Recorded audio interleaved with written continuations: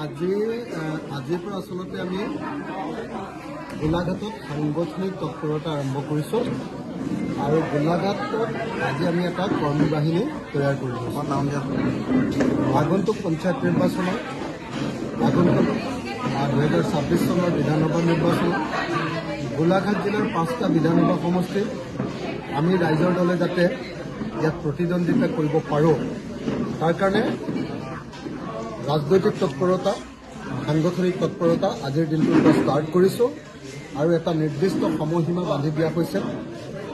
আজি ডিষ্ট্ৰিক্ট কমিটিৰ কৰ্মী সভা আছিলে, গতিকে ডিষ্ট্ৰিক্ট কমিটিক জিলা কমিটিক আমি নিৰ্দিষ্ট সময় বান্ধি দিছোঁ যে কিমান দিনৰ ভিতৰত আমাৰ সমষ্টি কমিটিবিলাক পূৰ্ণাংগ কৰিব লাগিব, কিমান দিনৰ ভিতৰত আমাৰ পঞ্চায়ত ভিত্তিক আঞ্চলিক কমিটিবিলাক সম্পূৰ্ণ কৰিব লাগিব আৰু কিমান দিনৰ ভিতৰত পঞ্চায়ত নিৰ্বাচনৰ কাৰণে প্ৰস্তুত হ'ব লাগিব সেই সম্পৰ্কে আমি আলোচনা কৰিছোঁ।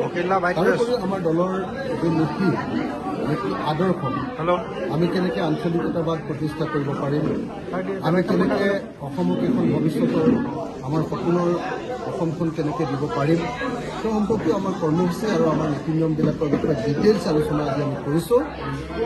মই আচলতে আজিৰ দিনটোৰ পৰা গোলাঘাটত আমাৰ সাংগঠনিক কামকাজ আৰম্ভ কৰিম বুলি ঘোষণা কৰিছোঁ আৰু আগন্তুক সময়খিনিত আমি গোলাঘাটত আমাৰ সাংগঠনিক তৎপৰতা আগবঢ়াই লৈ যাবলৈ চেষ্টা কৰিম। সকলোৱে খেলিব ৰাইজৰ দলে পঞ্চায়ত নিৰ্বাচন। আমি বিচাৰোঁ যে পঞ্চায়ত ইলেকশ্যনটোত আমাৰ বিৰোধী ঐক্যমঞ্চৰ সকলো দলে একেলগে খেলিব।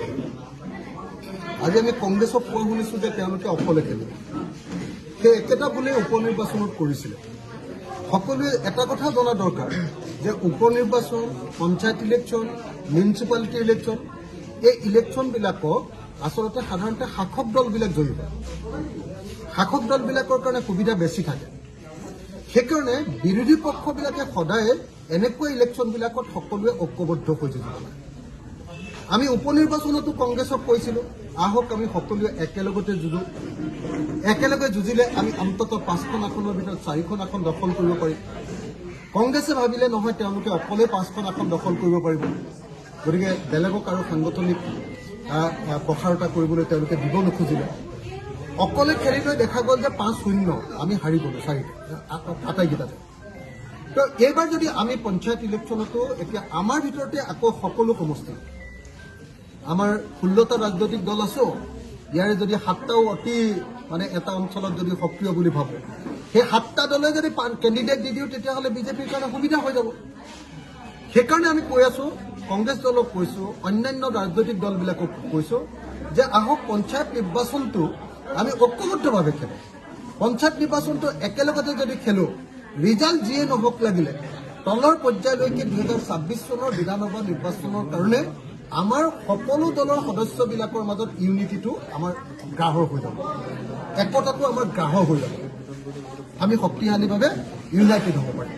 সেইকাৰণে 2026 চনত যিহেতু সাম্প্ৰদায়িক বিজেপি, ফেচিবাদী বিজেপি, আমাৰ দেশৰ গোটেই দেশখন বিক্ৰী কৰি দিয়া বিজেপি আৰু আমাৰ দেশৰ বস্তুৰ সামগ্ৰীৰ মূল্য বৃদ্ধিৰে দেশৰ জনতাক থাকিব নোৱাৰা কৰি দিয়া বিজেপি, দেশক ভাগ ভাগ কৰি দিয়া বিজেপি, আমি যদি সঁচাকৈ আমাৰ বাকৰুদ্ধ কৰি পেলোৱা, আমাক কথা ক'বলৈ নিদিয়া, বাক স্বাধীনতা নাইকিয়া কৰি পেলোৱা বিজেপি, অগণতান্ত্ৰিক ফেচিষ্ট বিজেপি আমি যদি সঁচাকৈ পৰাভূত কৰিব লাগে তেতিয়াহ'লে আমি একলগ হ'ব লাগে।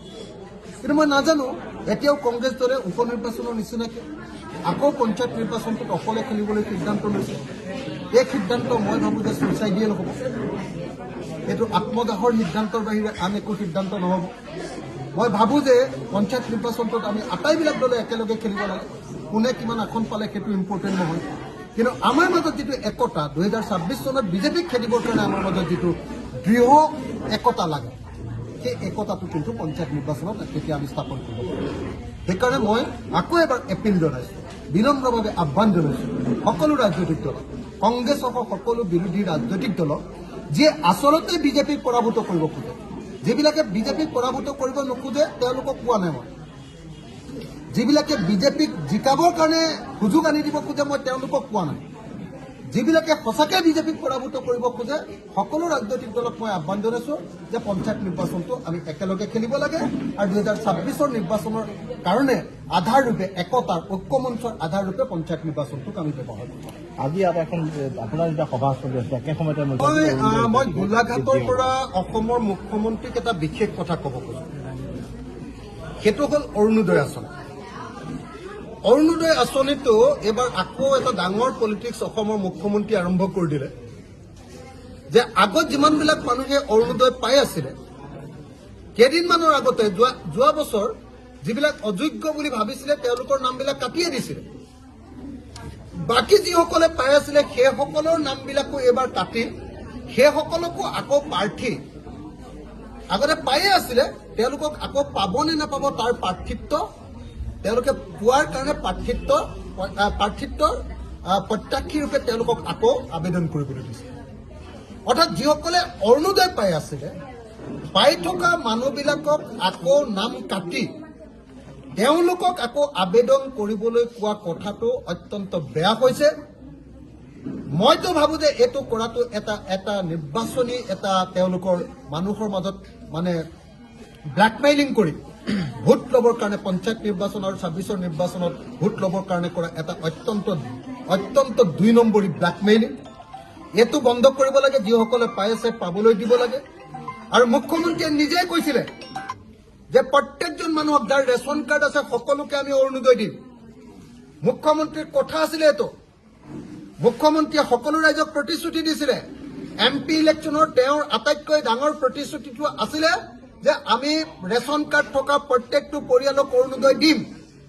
এতিয়া ৰেচন কাৰ্ড থকা প্ৰত্যেকটো পৰিয়ালক অৰুণোদয় দিয়াৰ পৰিৱৰ্তে প্ৰত্যেকটো সমষ্টিত 10-12 হাজাৰ অৰুণোদয়ৰ সংখ্যা বঢ়াব বুলি কৈছে। গতিকে সকলো ৰেচন কাৰ্ড থকা মানুহে অৰুণোদয় নাপায়, বহুত মানুহ থাকি যাব। সেইকাৰণে এই মুহূৰ্তত ৰাইজৰ দলৰ দাবীটো হ'ল যদি সঁচাকৈ অসমৰ